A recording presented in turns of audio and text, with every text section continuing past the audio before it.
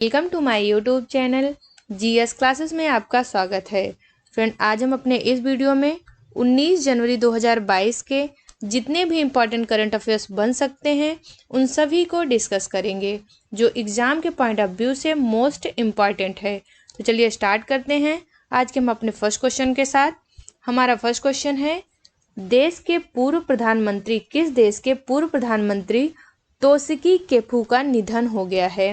इसका right answer है option number A Japan. Japan के पूर्व प्रधानमंत्री तोशिकी केफु का अभी हाल ही में निधन हो गया। जापान एशिया कॉन्टिनेंट का एक देश है जो कि औद्योगिक प्रधान देश है। बात करें जापान की कैपिटल क्या है, तो जापान की कैपिटल ये टोक्यो है जो कि होन्शु द्वीप पर स्थित है। कुल 2900 द्वीप है जापान में। कुल 2900 छोटे छोटे द्वीप हैं जिसमें से 4 द्वीप ये जो है मोस्ट इम्पॉर्टेंट है। पहला कौन सा है? होक्काइडो द्वीप है। दूसरा है होन्शु द्वीप। पहला होक्काइडो द्वीप, दूसरा है होन्शु द्वीप, तीसरा है शिकोकू द्वीप, वहीं चौथा है ये क्यूशू द्वीप। ये जापान के 4 मोस्ट इम्पॉर्टेंट द्वीप हैं जो एग्जाम में अक्सर पूछे जाते हैं। कभी कभी पूछा जाता है इसका उत्तर से दक्षिण इसके साइड मिलाइए, या फिर ये पूछा जाता है कि सबसे उत्तरी द्वीप कौन सा है, तो ये होक्काइडो द्वीप है। वहीं सबसे बड़ा द्वीप ये जो है होन्शु द्वीप है। सबसे बड़ा जापान का द्वीप ये होन्शु द्वीप है। इसी होन्शु द्वीप में ही जापान की कैपिटल टोक्यो स्थित है। बात करें फ्यूजियामा ज्वालामुखी। फ्यूजियामा ज्वालामुखी ये सुसुप्त ज्वालामुखी है और जापान का सबसे बड़ा ज्वालामुखी है। तथा मोरारन पार्क, मोरारन पार्क ये कहाँ पर स्थित है? मोरारन पार्क ये जापान के होक्काइडो में स्थित है। वहीं बीबो झील, कौन सी झील? वीवा झील। वीवा झील ये कहाँ पर स्थित है? वीवा झील ये होन्शु में स्थित है। वीवा झील का संबंध होन्शु से है। वहीं सुगारू जलसंध, ये वाले क्षेत्र में सुगारू जलसंधि पाई जाती है। तथा जो ये वाला पार्ट है यहाँ पे ततार जलसंधि पाई जाती है। ततार और यहाँ पे सुगारू जलसंधि पाई जाती है। सुगारू जलसंध यह यहाँ पे जापान सागर है, जापान सागर तथा प्रशांत महासागर के मध्य स्थित है। तथा ततार जलसंध यह जापान सागर व ओखेटास्क, इसके जापान के उत्तर में ओखेटास्क सागर है। इन दोनों के मध्य यानी जापान सागर व ओखेटास्क सागर के मध्य ततार जलसंधि पाई जाती है।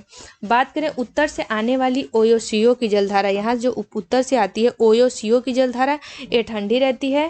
तथा दक्षिण से आने वाली क्यूरोशियो की जलधारा, ये वाली जो जलधारा है वो गर्म जलधारा है। जहाँ पर इन दोनों जलधाराएं आपस में मिलती हैं वो इस क्षेत्र पे कोहरा उत्पन्न हो जाता है और ये जो पर्टिकुलर एरिया है वो मछली उत्पादन के लिए फेवरेबल कंडीशन जनरेट करता है। यही कारण है कि जापान जो है वो मत्स्य उत्पादन के क्षेत्र में अग्रणी राष्ट्र है।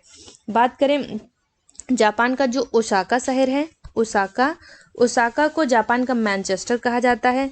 जापान के यावाटा शहर को जापान का पिट्सबर्ग कहा जाता है। जापान के नगोया शहर को, जापान का जो नगोया शहर है उसे जापान का डेट्रॉइट या फिर जापान का बेडफोर्ड कहा जाता है। मोस्ट इंपॉर्टेंट क्वेश्चन बहुत बार पूछा जाता है कि जापान का मैनचेस्टर कौन सा शहर है, तो वो है ओसाका।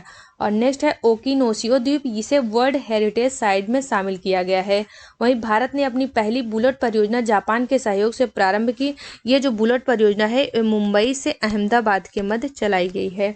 नेक्स्ट है जिमेक्स अभ्यास। भारत व जापान के मध्य कौन सा अभ्यास होता है? जिमेक्स अभ्यास व धर्मा गार्डियन अभ्यास, ये भारत व जापान के मध्य संपन्न होता है। वहीं क्वाड ग्रुप इसमें 4 देश शामिल हैं, भारत, जापान, संयुक्त राज्य अमेरिका व ऑस्ट्रेलिया। इन 4 देशों के द्वारा क्वाड ग्रुप की स्थापना की गई है। तथा क्वाड ग्रुप के देशों के द्वारा ही मालाबार सैन्य अभ्यास का आयोजन किया जाता है। मालाबार सैन्य अभ्यास का आयोजन चीन का हिंद महासागर पर बढ़ते वर्चस्व को कम करने के लिए इसका आयोजन किया जाता है। आज का हमारा नेक्स्ट क्वेश्चन है, दुबई में अंतर्राष्ट्रीय लोक कला महोत्सव में किसने स्वर्ण पदक जीता है? इसका राइट आंसर है ऑप्शन नंबर ए सुमित भाले। दुबई में अंतर्राष्ट्रीय लोक कला महोत्सव में स्वर्ण पदक जीतने वाले ये सुमित भाले हैं। इंपॉर्टेंट पॉइंट देख लेते हैं। महाराष्ट्र में एक युवा लावड़ी कलाकार सुमित भाले ने दुबई में अंतर्राष्ट्रीय लोक कला महोत्सव में स्वर्ण पदक जीता है। यानी लावड़ी जो लोक नृत्य है वो उसका संबंध किस राज्य से है? तो उसका संबंध महाराष्ट्र। इस क्वेश्चन को ऐसे भी पूछता है कि लावड़ी नृत्य का संबंध किस राज्य से है? तो महाराष्ट्र से है। वह महाराष्ट्र के फुलबाड़ी जिले के पाथरी के रहने वाले हैं। लावड़ी महाराष्ट्र का पारंपरिक नृत्य है। यह पारंपरिक गीत और नृत्य का एक संयोजन है जो विशेष रूप से ढोलकी की थाप पर किया जाता है। नेक्स्ट है professional wealth management. Professional wealth management द्वारा आयोजित ग्लोबल प्राइवेट बैंकिंग अवार्ड 2021 में एचडीएफसी बैंक को भारत में सर्वश्रेष्ठ निजी बैंक चुना गया है। इससे रिलेटेड, क्योंकि अवार्ड से रिलेटेड क्वेश्चन था तो इससे रिलेटेड और भी जो इंपॉर्टेंट क्वेश्चन है उसको देख लेते हैं। एचडीएफसी बैंक को सर्वश्रेष्ठ निजी बैंक के रूप में घोषित किया गया है।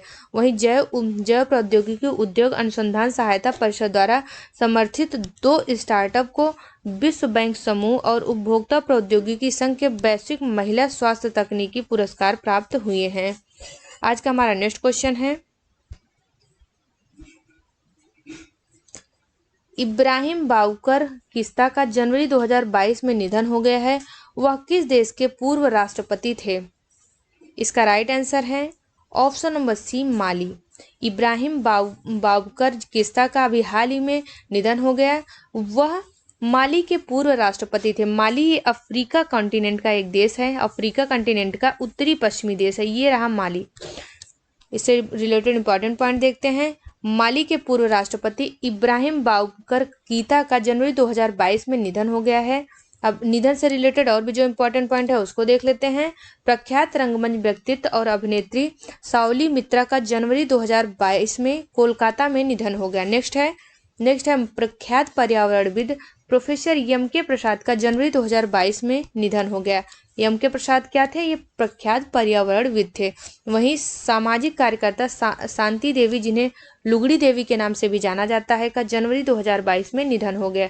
वहीं सुप्रीम कोर्ट के, ये वाले मोस्ट इंपॉर्टेंट है, सुप्रीम कोर्ट के सेवानिवृत्त न्यायाधीश न्यायमूर्ति गिरीश टी नानावती, ये जो है गोधरा कांड में एज ए जज के रूप में काम किए हैं। न्यायमूर्ति गिरीश टी नानावती का दिसंबर 2021 में निधन हो गया है। बात माली की आई है यहाँ पे, माली देश की। तो माली का जो कैपिटल है वो क्या है? माली की कैपिटल बमाको है। यहाँ की मुद्रा पश्चिमी अफ्रीका CFA फ्रैंक है। और माली का जो राष्ट्रीय खेल है वो फुटबॉल है। माली का राष्ट्रीय खेल फुटबॉल है। आज का हमारा नेक्स्ट क्वेश्चन है, किस राज्य सरकार ने रोजगार मिशन लॉन्च किया है? किस राज्य सरकार के द्वारा रोजगार मिशन लॉन्च किया गया है? इसका राइट आंसर है option number C, Chhattisgarh. Chhattisgarh government के द्वारा हाल ही में रोजगार मिशन की शुरुआत की गई है। वहीं महाराष्ट्र में माझी कन्या भाग्यश्री योजना की शुरुआत की गई है। उत्तराखंड में गौरा देवी कन्या धन योजना की शुरुआत की गई है तथा हिमाचल प्रदेश में मुख्यमंत्री मधु विकास योजना की शुरुआत की गई है। मुख्यमंत्री मधु विकास योजना की शुरुआत कहाँ पर की गई है? हिमाचल प्रदेश में की गई है। वहीं छत्तीसगढ़ में रोजगार मिशन लॉन्च किया गया है। ये रहा छत्तीसगढ़ मैप में, छत्तीसगढ़ का लोकेशन यहाँ पर रहा। बात करें छत्तीसगढ़ की कैपिटल क्या है, तो ये है रायपुर। छत्तीसगढ़ की कैपिटल रायपुर। प्रेजेंट टाइम में छत्तीसगढ़ के CM ये भूपेश बघेल हैं तथा यहाँ की गवर्नर ये अनसुईया उइके हैं। कौन है? यहाँ के गवर्नर अनसुईया उइके हैं। इंपॉर्टेंट पॉइंट देख लेते हैं। छत्तीसगढ़ के मुख्यमंत्री भूपेश बघेल ने 20 जनवरी 2021 को Shri Dhanvantari generic medical store का शुभारंभ किया। वहीं अगस्त 2021 में छत्तीसगढ़ के मुख्यमंत्री ने राज्य में 4 नए जिलों और 18 नई तहसीलों की भी घोषणा की है। 4 नए जिलों वहीं 18 नई तहसीलों की घोषणा करने वाला राज्य कौन सा है? वो छत्तीसगढ़ है।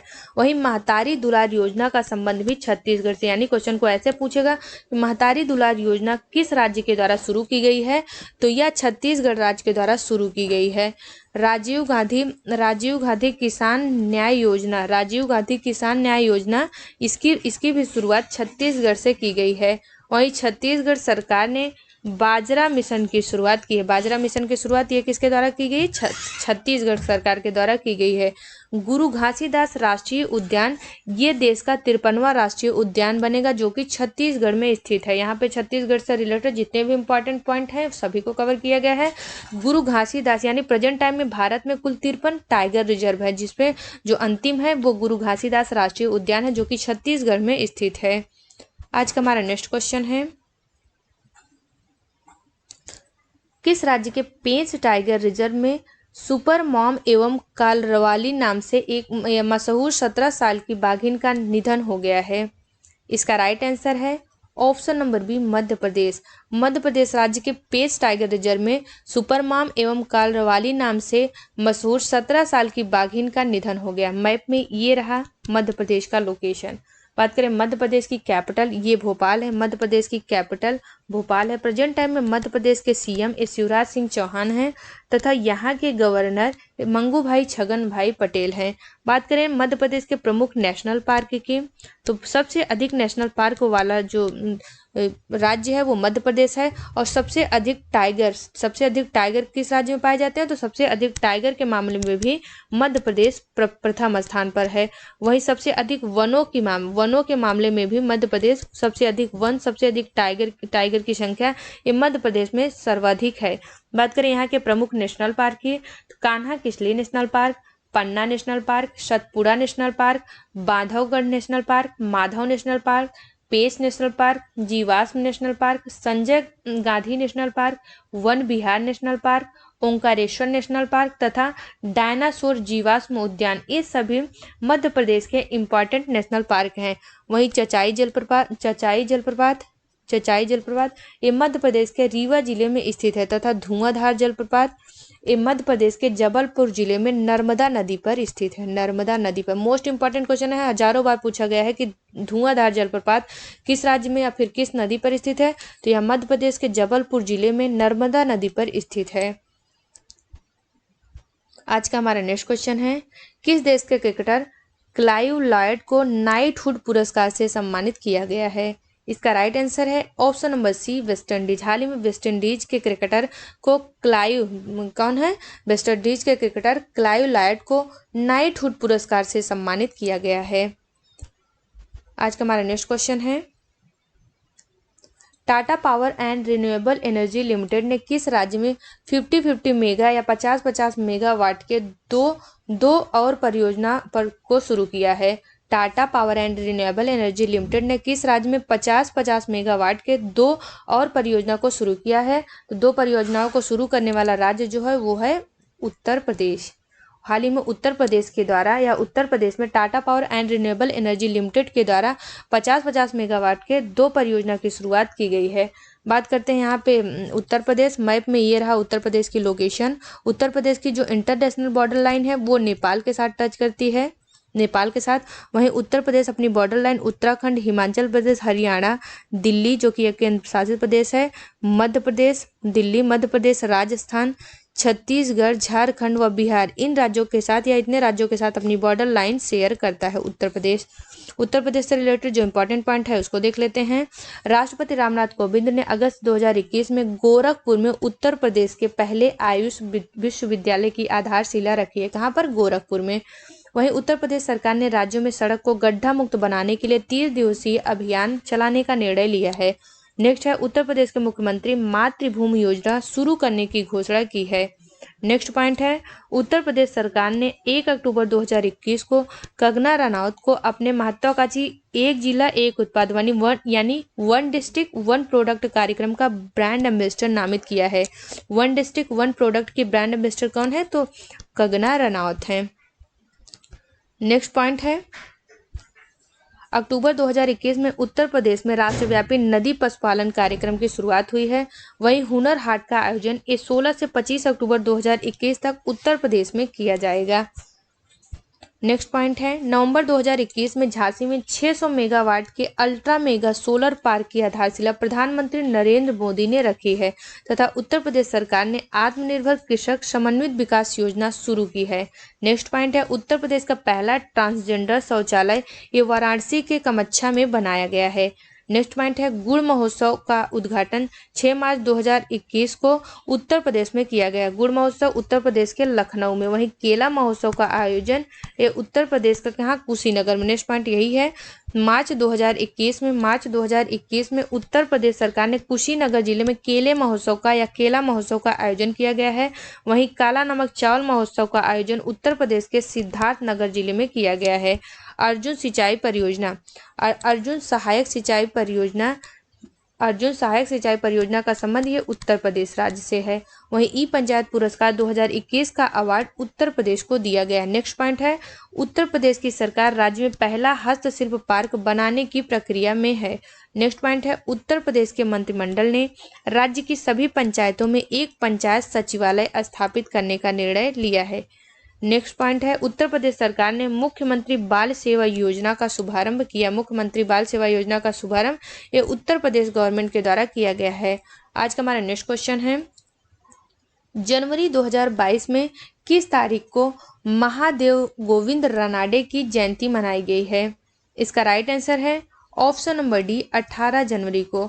18 जनवरी को महादेव गोविंद रानाडे की जयंती के रूप में सेलिब्रेट किया जाता है। वहीं 18 जनवरी को ही पोलियो दिवस के रूप में सेलिब्रेट किया जाता है। अब जनवरी मंथ से रिलेटेड जितने भी इंपॉर्टेंट डे हैं उन सभी को कवर कर लेते हैं। 1 जनवरी को वैश्विक परिवार दिवस के रूप में मनाया जाता है।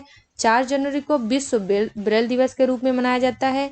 6 जनवरी को वर्ल्ड वार ऑर्फन डे के रूप में मनाया जाता है। वर्ल्ड वार ऑर्फन डे के रूप में मनाया जाता है। वहीं 9 जनवरी को प्रवासी भारतीय दिवस के रूप में मनाया जाता है। 10 जनवरी को विश्व हिंदी दिवस के रूप में। 11 जनवरी को लाल बहादुर शास्त्री की पुण्यतिथि मनाई जाती है। 12 जनवरी को स्वामी विवेकानंद के जन्मदिन के अवसर पर राष्ट्रीय युवा दिवस के रूप में मनाया जाता है। 14 जनवरी यह मकर संक्रांति के रूप में सेलिब्रेट किया गया। वहीं 15 जनवरी को थल सेना दिवस के रूप में मनाया गया। 18 जनवरी को पोलियो दिवस के रूप में मनाया गया। वहीं एमजी रानाडे की जयंती भी 18 जनवरी को ही मनाया जाता है। और 20 जनवरी को गुरु गोविंद सिंह जयंती के रूप में मनाया गया तथा 21 जनवरी यह मेघालय स्थापना दिवस के रूप में मनाया जाता है। नेक्स्ट पॉइंट है, 23 जनवरी मोस्ट इंपॉर्टेंट है। 23 जनवरी को नेताजी सुभाष चंद्र बोस जयंती के रूप में सेलिब्रेट किया जाता है। 24 जनवरी को राष्ट्रीय बालिका दिवस के रूप में मनाया जाता है। 25 जनवरी को राष्ट्रीय मतदाता दिवस एवं राष्ट्रीय पर्यटक दिवस के रूप में मनाया जाता है। ये दोनों दिवस 25 जनवरी को मनाए जाते हैं। वहीं नेक्स्ट है 26 जनवरी, इसमें गणतंत्र दिवस व फिर सीमा शुल्क दिवस के रूप में 26 जनवरी को मनाया जाता है। बात करें 27 जनवरी को तो अंतर्राष्ट्रीय प्रलय स्मृति दिवस के रूप में मनाया जाता है तथा राष्ट्रीय शहीद दिवस ये 30 जनवरी को मनाया जाता है। लास्ट है विश्व कुष्ठ रोग दिवस, ये 31 जनवरी को मनाया जाता है। यहाँ पर जनवरी मंथ के जितने भी इंपॉर्टेंट डे हैं उन सभी को कवर किया है। नेक्स्ट क्वेश्चन है, 9वीं महिला राष्ट्रीय आइस हॉकी चैंपियनशिप 2022 कहाँ आयोजित हुई है? इसका राइट आंसर है option number A, Himachal Pradesh में। 9वीं महिला राष्ट्रीय आइस हॉकी चैंपियनशिप 2022 का आयोजन ये हिमाचल प्रदेश राज्य में किया गया है। हिमाचल प्रदेश की जो बॉर्डर लाइन है वो जम्मू कश्मीर या लद्दाख के क्षेत्रों से यहाँ पे पंजाब का क्षेत्र है, ये वाला क्षेत्र हरियाणा है, उत्तराखंड, इन क्षेत्रों से हिमाचल प्रदेश अपना बॉर्डर लाइन शेयर करता है। इंपॉर्टेंट पॉइंट देख लेते हैं, हिमाचल प्रदेश के लाहौल स्पीति जिले के काजा में 9वीं राष्ट्रीय महिला आइस हॉकी चैंपियनशिप का आयोजन हुआ है। यह जो संस्करण था वो 9वां संस्करण है। अब जो खेल से रिलेटेड और भी जो इम्पोर्टेंट आयोजन है उसको देख लेते हैं। राष्ट्रीय पैरा बैडमिंटन चैंपियनशिप 2021 का आयोजन उड़ीसा के भुवनेश्वर में किया गया, मोस्ट इंपॉर्टेंट है। नेक्स्ट है आईसीसी अंडर 19 क्रिकेट विश्व कप 2022 की मेजबानी ये वेस्ट इंडीज करेगा। नेक्स्ट पॉइंट है एशियाई रोइंग चैंपियनशिप 2021 का आयोजन ये थाईलैंड में किया गया है। नेक्स्ट है एशियाई युवा पैरा गेम्स 2021 का आयोजन ये बहरीन के मनामा में किया गया है तथा लास्ट है 5वें एशियाई युवा पैरा खेल 2025 का आयोजन ये उज्बेकिस्तान की कैपिटल ताशकंद में की जाएगी। 5वें एशियाई युवा पैरा खेल 2025 का आयोजन कहाँ पर किया जाएगा? ताशकंद में किया जाएगा। आज का हमारा नेक्स्ट क्वेश्चन है, विश्व आर्थिक मंच यानी WEF वर्ल्ड इकोनॉमिक फोरम के दावोस एजेंडा शिखर सम्मेलन 2022 में भारत की तरफ से अध्यक्षता किसने की है? इसका राइट आंसर है option number B, Narendra Modi. विश्व आर्थिक मंच के दावोस एजेंडा शिखर सम्मेलन 2022 में भारत की तरफ से जो मेजबानी या फिर अध्यक्षता की गई है वो भारत के प्रधानमंत्री नरेंद्र मोदी के द्वारा की गई है। इंपॉर्टेंट पॉइंट देख लेते हैं, प्रधानमंत्री नरेंद्र मोदी ने वीडियो कॉन्फ्रेंसिंग के माध्यम से विश्व आर्थिक मंच यानी वर्ल्ड इकोनॉमिक फोरम के दावोस एजेंडा शिखर सम्मेलन 2022 को संबोधित किया है। कोविड-19 महामारी के कारण दावोस एजेंडा 2022 शिखर सम्मेलन इस 17 जनवरी से 21 जनवरी 2022 तक डिजिटल रूप से आयोजित किया जा रहा है। बात करें इस जो सम्मेलन है उसका थीम यानी विषय क्या है, तो दुनिया का राज्य, इसका विषय है दुनिया का राज्य। यहाँ पे WEF की बात आई है, तो इससे रिलेटेड जो इंपॉर्टेंट पॉइंट है उसको देख लेते हैं। WEF इसका पूरा नाम वर्ल्ड इकोनॉमिक फोरम यानी विश्व आर्थिक मंच है। इसकी स्थापना जनवरी 1971 में की गई थी और इसका जो मुख्यालय यानी हेडक्वार्टर है ये स्विट्जरलैंड के कोलगनी में स्थित है तथा प्रेजेंट टाइम में वर्ल्ड इकोनॉमिक फोरम के अध्यक्ष ये क्लाउस स्क्वाब हैं। क्लाउस स्क्वाब ये प्रेजेंट टाइम में वर्ल्ड इकोनॉमिक फोरम के अध्यक्ष या चेयरमैन हैं। आज का हमारा नेक्स्ट क्वेश्चन है, किस महासागर में स्थित टोंगा द्वीप के पास समुद्र के भीतर बड़ा ज्वालामुखी विस्फोट हुआ है? हाल ही में जो टोंगा द्वीप है वहां पर एक बड़ी ज्वालामुखी देखने को मिली है, फिर बड़ा ज्वालामुखी विस्फोट हुआ है। ये जो टोंगा द्वीप है ये कहाँ पर स्थित है? ये प्रशांत महासागर के क्षेत्र में स्थित है, इसलिए इस क्वेश्चन का राइट आंसर होगा ऑप्शन नंबर बी। ये रहा टोंगा द्वीप जो कि ऑस्ट्रेलिया, यहाँ पे ऑस्ट्रेलिया और ये वाला क्षेत्र है उत्तरी अमेरिका व दक्षिणी अमेरिका, यहाँ पे इन दोनों के मध्य प्रशांत महासागर में टोंगा द्वीप में जो अभी हाल में इतना अधिक विस्फोट या इतना बड़ा विस्फोट देखने को मिला कि इसकी जो आवाज़ है वो संयुक्त राज्य अमेरिका की अलास्का, मतलब बोला गया कि इसकी आवाज़ अलास्का प्रांत तक सुनाई दिया है। तो ये क्योंकि टोंगा द्वीप ये अभी करंट में है, यहाँ पर इतना बड़ा जो है ज्वालामुखी आया है, तो ये एग्जाम के पॉइंट ऑफ व्यू से मोस्ट इंपॉर्टेंट हो जाता है। तो इसकी लोकेशन देख लीजिए, इसकी लोकेशन जो है ये प्रशांत महासागर में स्थित है और ये वाला जो पार्ट है वो कौन सा है? ये न्यूजीलैंड है और ये ऑस्ट्रेलिया कॉन्टिनेंट है। आज का जो जीके पॉइंट का सेशन है उसमें पॉलिटी को कवर कर रहे हैं। पॉलिटी में हम जो भी कॉन्स्टिट्यूशनल या फिर संवैधानिक बॉडी हैं उन सभी को, संवैधानिक बॉडी हैं उन सभी को कवर करें। आज का जो हमारा टॉपिक है वो कैग यानी कंट्रोलर एडिटर जनरल, कैग यानी कंट्रोलर एंड एडिटर जनरल को स्पेशली कवर किया जाएगा और इससे रिलेटेड जो भी इंपॉर्टेंट पॉइंट सहित इसके जो भी इंपॉर्टेंट आर्टिकल हैं उन सभी को इसमें कवर किया जाएगा। बात करें आर्टिकल या अनुच्छेद 148, इसमें कैग यानी कंट्रोलर एंड एडिटर जनरल की नियुक्ति, शपथ व सेवा शर्तों से संबंधित प्रावधान अनुच्छेद 148 में किया गया है। वहीं बात करें अनुच्छेद 149, इसमें भारत के नियंत्रक और महालेखक परीक्षा के कर्तव्यों शक्तियों से संबंधित प्रावधान अनुच्छेद 139 में किया गया है तथा अनुच्छेद 150 कहता है कि संघ और राज्यों को खातों का विवरण राष्ट्रपति के अनुसार कैग की सलाह पर रखना होगा। नेक्स्ट है अनुच्छेद 151। अनुच्छेद 151 कहता है कि संघ के खातों से संबंधित कैग की रिपोर्ट राष्ट्रपति को सौंपी जाएगी जो संसद के प्रत्येक सदन के पटल पर रखी जाएगी। और लास्ट आर्टिकल है आर्टिकल 279, अनुच्छेद 279, यह शुद्ध आय की गणना कैग द्वारा प्रमाणित की जाती है जिसका प्रमाण पत्र अंतिम, या शुद्ध आय की गणना किसके द्वारा की जाती है? एक कैग द्वारा की जाती है और ये जो गणना है वो अंतिम मानी जाती है। तो यानी इसका वर्णन आर्टिकल 279 में किया गया है। बात करें कैग के अगर कार्य की बात करें, कैग का जो कार्य है उसकी बात करें, कैग का जो एक इंडिपेंडेंस ऑफिस होता है, इसका कार्य होता है कि जो भी पब्लिक पेमेंट करती है, जो पब्लिक टैक्स के रूप में पैसा पेमेंट करती है, उस टैक्स को गवर्नमेंट ठीक ढंग से यूटिलाइज कर रहा है कि नहीं, इस कार्य को देखना या फिर इसी कार्य को देखना कैग का मुख्य काम है। वहीं ये सेंटर व स्टेट दोनों के फाइनेंशियल एडमिनिस्ट्रेशन के द्वारा किया जाता है। दोनों का फाइनेंशियल एडमिनिस्ट्रेशन एक कैग के द्वारा ही किया जाता है। बात करें इसकी नियुक्ति की, तो इसकी जो नियुक्ति है प्रेसिडेंट ऑफ इंडिया के द्वारा किया जाता है। वहीं शपथ, ये विश्वास और निष्ठा की शपथ जो हमारे कॉन्स्टिट्यूशन में बातें की गई हैं उनके पालन करने से संबंधित ये शपथ लेता है। वहीं इसका जो कार्यकाल है या कैग का कार्यकाल 6 वर्ष व 65 वर्ष, चाहे जो भी पहले हो जाए, इसका कार्यकाल 6 वर्ष या फिर 65 वर्ष होता है। बात करें इस्तीफा की, तो इस्तीफा जो है ये प्रेसिडेंट को देता है, अपना इस्तीफा जो है प्रेसिडेंट को देता है। पद से रिमूव या पद से हटाने की प्रक्रिया, या जिस तरह से सुप्रीम कोर्ट के जज को पद से रिमूव किया जाता है उसी तरह से कैग को भी उसके पद से रिमूव किया जा सकता है। यानी इन द मैनर ऑफ जजेज ऑफ सुप्रीम कोर्ट, इस तरह से किया जाता है कि जो both house of parliament passes through special majority, मतलब कि अगर स्पेशल मेजॉरिटी दोनों हाउस में, चाहे वो राज्यसभा हो लोकसभा, दोनों संसद या दोनों सदन में विशेष बहुमत से अगर पारित हो जाता है तभी राष्ट्रपति उसको रिमूव या फिर पद से हटा सकता है। और इसके लिए एक कंडीशन होनी चाहिए। वो कंडीशन क्या है? पहला तो है मिसबिहेवियर और दूसरा है इनकैपेसिटी, मिसबिहेवियर और इनकैपेसिटी के मामले में ही राष्ट्रपति के द्वारा विशेष बहुमत, संसद में विशेष बहुमत पारित होने के बाद ही उसे पद से हटाया जा सकता है। अगर बात करें जो है कैग के वेतन भत्ते की, तो कैग का जो वेतन है सुप्रीम कोर्ट के जज के बराबर होता है। सुप्रीम कोर्ट के जज के बराबर कैग का वेतन होता है और सर्विस के दौरान इसे कम नहीं किया जा सकता है।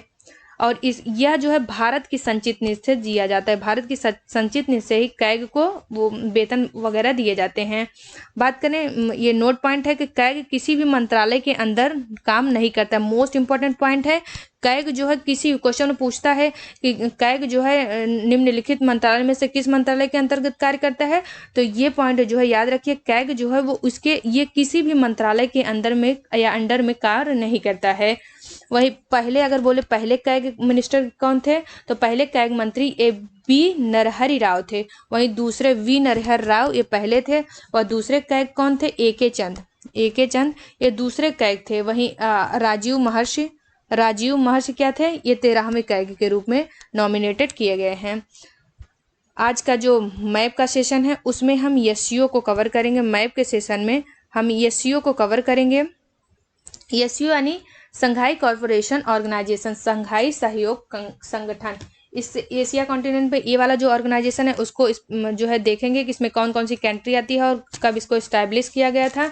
तो इसका पूरा नाम है संघाई सहयोग संगठन। इसका पूरा नाम क्या है, संघाई सहयोग संगठन। संघाई सहयोग संगठन, इसकी स्थापना 1996 ईस्वी को संघाई 5 के नाम से की गई थी। संघाई 5 में रशिया, चाइना, कजाकिस्तान, ताजिकिस्तान व किर्गिस्तान, ये 5 देशों के द्वारा संघाई 5 नामक एक इंस्टीट्यूट इस्टेब्लिश किया गया था।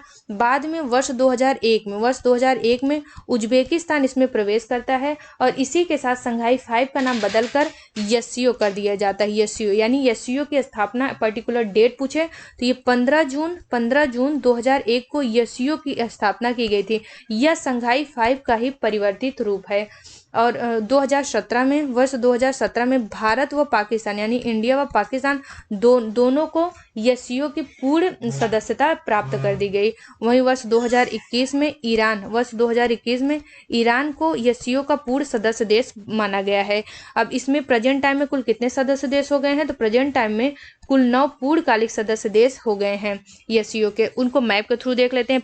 पहला है भारत, दूसरा है पाकिस्तान, 2 हो गए, तीसरा है कजाकिस्तान, चौथा है उज्बेकिस्तान, 5वां है ताजिकिस्तान, छठा है किर्गिस्तान, 7वां है चाइना, 8वां है रशिया, वहीं 9वां और सबसे नवीनतम देश है ईरान।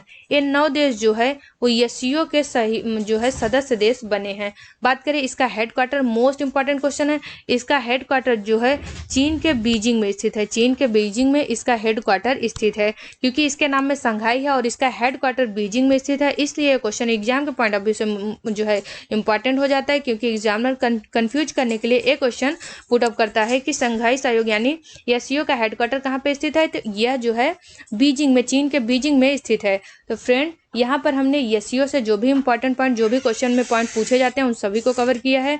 तो अगर आपको हमारा वीडियो अच्छा लगा हो तो प्लीज़ हमारे वीडियो को लाइक करें और अगर आप हमारे चैनल में फर्स्ट टाइम विजिट कर रहे हो तो हमारे चैनल को सब्सक्राइब करें तथा बेल आइकन को जरूर प्रेस करें ताकि हमारे आने वाले वीडियो का नोटिफिकेशन आपको सबसे पहले मिल सके। Thank you for watching my video. जय हिंद।